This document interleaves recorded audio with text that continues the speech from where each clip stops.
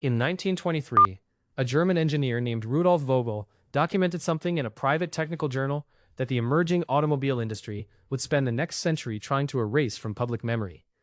His notes described a method of engine preservation so effective that vehicles maintained this way showed almost zero internal wear after 200,000 miles. The same engines that mechanics told you would need rebuilding at 100,000 miles. The same engines that dealerships told you were disposable. Vogel's method required no special tools, no expensive products, and no mechanical knowledge. It required understanding one thing, that the modern automotive industry has built its entire business model around you never learning. Today, we are going to rebuild that knowledge from the ground up. By the time you finish reading this, you will understand why your engine degrades the way it does, why that degradation is not inevitable, and how a method developed before synthetic oil existed, before fuel injection existed, before computers ran your vehicle, still outperforms everything the modern industry sells you. And you will understand why that method never made it into any owner's manual, any dealership service guide, or any automotive school curriculum in America. But first, you need to understand what an engine actually costs you. The average American spends $1,400 per year on vehicle maintenance and repairs. Over the lifetime of a vehicle, engine-related failures account for roughly 35% of total repair costs. A full engine rebuild runs between $2,500 and $4,500. A replacement engine runs between $4,000 and $8,000 installed. And the average American replaces their vehicle every 8 years, largely because the engine has degraded to a point where continued repair feels economically irrational. The automotive industry calls this a normal ownership cycle. Vogel called it an engineered dependency. In 1923, the automobile was still a relatively new technology. Engines were simple, mechanical, and understood by the people who drove them. Owners maintained their vehicles the way farmers maintain their equipment, with deep knowledge of how the machine actually worked. Vogel, who worked as a mechanical engineer for a private industrial firm in Stuttgart, spent years studying engine wear patterns across hundreds of vehicles. He was not trying to sell anything. He was trying to understand why some engines lasted and others did not. What he found was not complicated. Engine wear does not happen while your engine is running. It happens in the first 30 seconds after you start it. The oil drains down from the internal components and collects in the oil pan at the bottom of the engine. Every metal surface inside that engine, the cylinder walls, the piston rings, the crankshaft bearings, the camshaft lobes, sits dry. When you turn the key, those metal surfaces grind against each other for 20 to 30 seconds before the oil pump has circulated enough oil to create a protective film between them. Engineers call this boundary lubrication failure. Vogel called it the death of 1,000 starts. Studies conducted by the Society of Automotive Engineers found that over 70% of all engine wear occurs during cold starts. Not during highway driving, not during towing or hard acceleration. During the first 30 seconds of every single start, every single day, for the entire life of your vehicle. A vehicle started 3,000 times over its lifetime experiences the equivalent of 90,000 seconds of metal-on-metal contact with no lubrication. That is 25 hours of your engine running completely dry. Vogel's solution was elegant and it cost almost nothing. He developed what he called a pre-lubrication protocol, a method of ensuring that every internal surface of the engine was coated with oil before the starter motor ever turned. His original method used a hand-operated primer pump connected to the main oil gallery. Before starting the engine, you pumped it 8 to 10 times. Oil flooded the bearings, the cylinder walls, the valve train. When the engine started, there was no dry contact. None. The metal surfaces never touched each other without lubrication. Vogel documented vehicles running this protocol for over 400,000 miles on original internal components. Not rebuilt, original. The cylinder bores showed wear measurements so small they were within the margin of error of the measurement tools available in 1923. The knowledge spread slowly through European industrial and military circles. By the late 1930s, several European manufacturers had experimented with factory-installed pre-lubrication systems on long-haul commercial vehicles. The results replicated Vogel's findings exactly. Engines equipped with pre-lubrication systems showed between 60 and 75% less internal wear over the same mileage compared to identical engines without the system. The technology worked, the science was undeniable. And then the American automotive industry made a decision that would define the next 100 years of vehicle ownership. In the early 1950s, as American car manufacturers were scaling production to meet post-war demand, the question of pre-lubrication systems was raised internally at several major manufacturers. The engineering departments understood the technology. The business departments understood something else.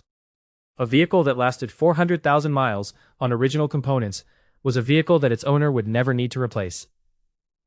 A consumer who never experienced catastrophic engine failure was a consumer who was not motivated to buy a new vehicle on the manufacturer's timeline. The entire dealership service model, which accounted for a significant portion of manufacturer revenue, was built around routine maintenance and eventual major repairs. Pre-lubrication technology would not destroy that model entirely, but it would compress it significantly enough that the internal financial analysis came back negative. The technology was quietly shelved, not banned in the legislative sense, not made illegal, simply never implemented, never mentioned, never included in any consumer-facing documentation, and never taught in any automotive training curriculum funded by manufacturer relationships. The knowledge did not disappear. It survived in industrial applications, in mining equipment, in marine engines, in military vehicles where longevity mattered more than replacement cycles. If you look at the maintenance manuals for heavy industrial diesel engines used in mining operations, you will find pre-lubrication protocols described in detail. Those engines run for millions of miles on original components because the companies operating them cannot afford the downtime of engine failure. The same technology, applied differently depending on who profits from your engine dying.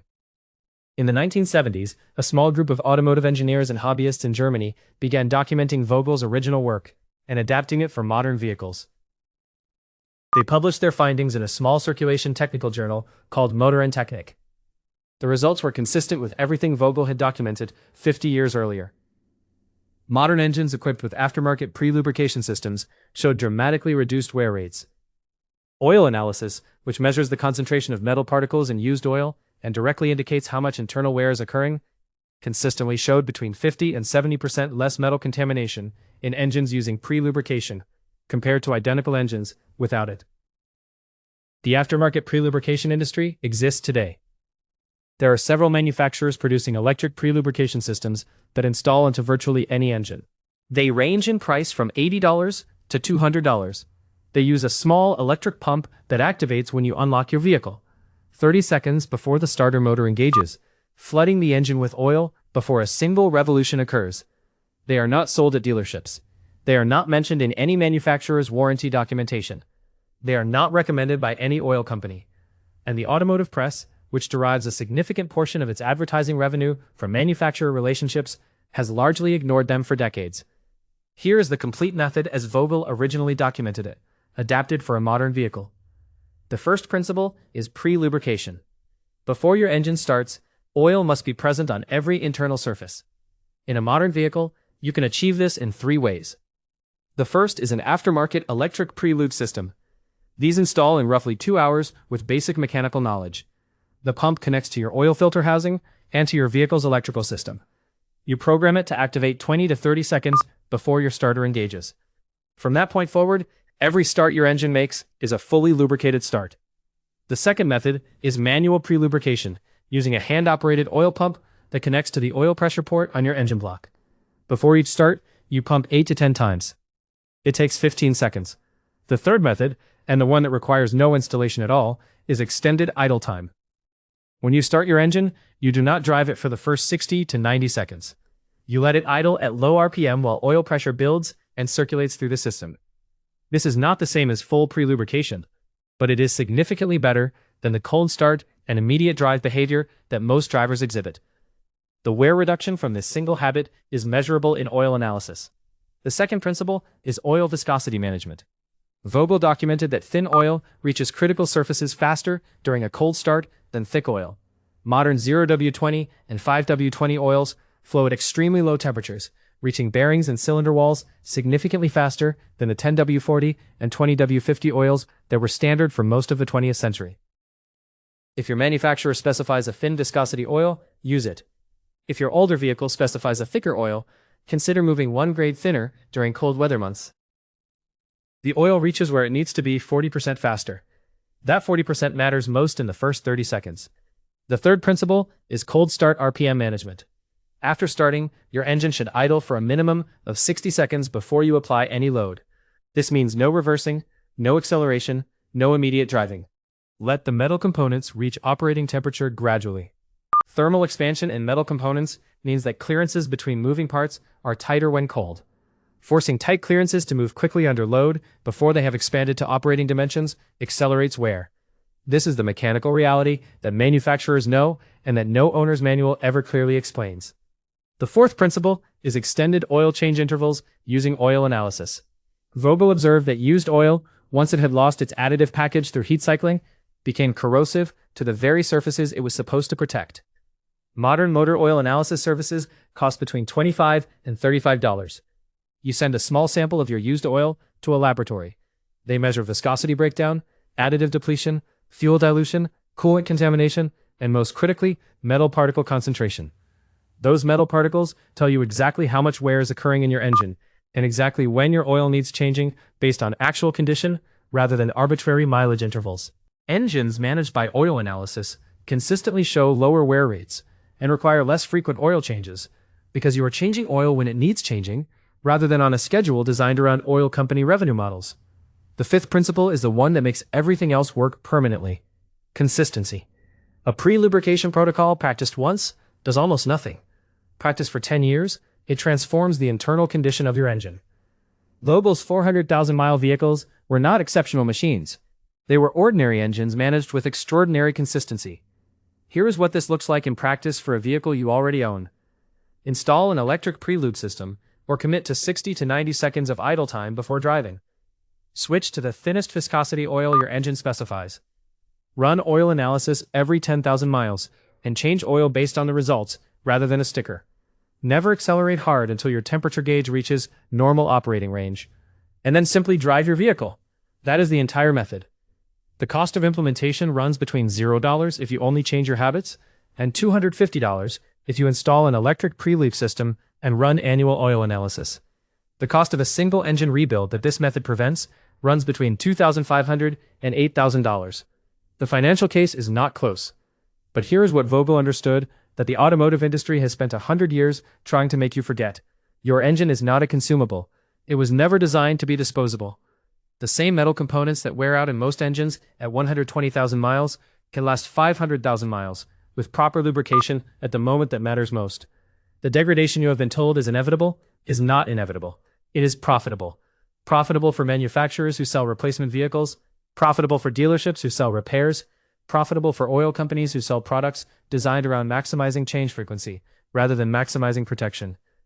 The pre-lubrication method that Rudolf Vogel documented in 1923 is not complicated.